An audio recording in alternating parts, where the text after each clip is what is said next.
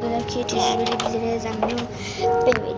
اول شما میرید داخل ستینگ و این گزینه پایینی رو میذارید روی آخرین حالت. خب و وقتی میای اینجوری میشه. خب حالا ما قشنگ میتونیم زیر زمین رو ببینیم و مثلا میتونیم دایمندا و اینا رو پیدا کنیم. حالا من اینجا رو بذارید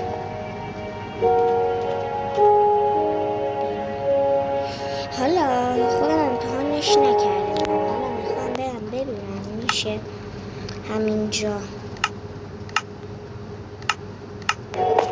آره بچه میشه همینجا. بیاید مثلا هر جا که مثلا دایمندا پیدا کردید شما میتونید بیاید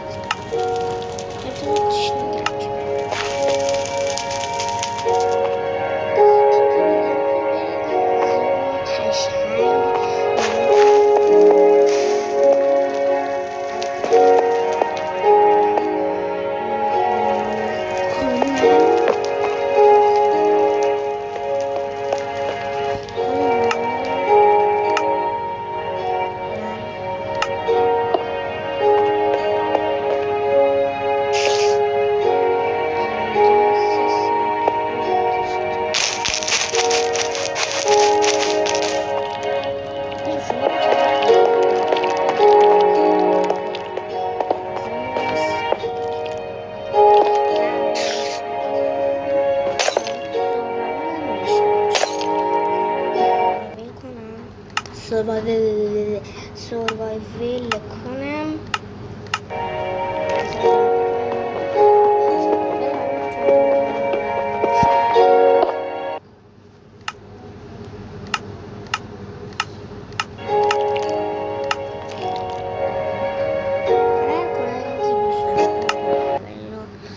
برای که بیشتر جون داره.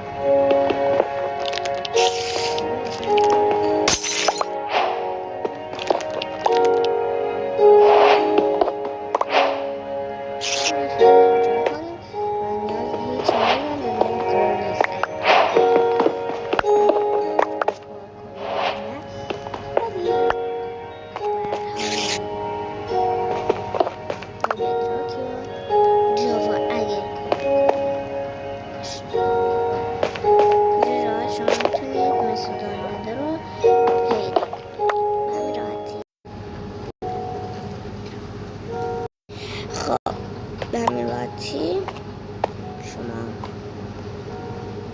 میتونید اینا رو بکنید. البته اگر از قبلش چراغ داشته باشید من چراغ رو شکوندم تا برم دوباره درست کنم.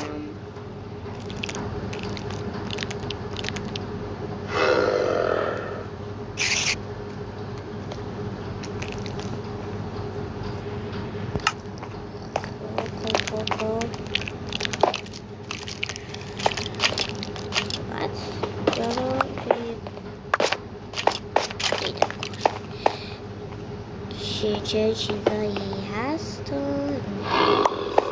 به همین راحتی فراوان.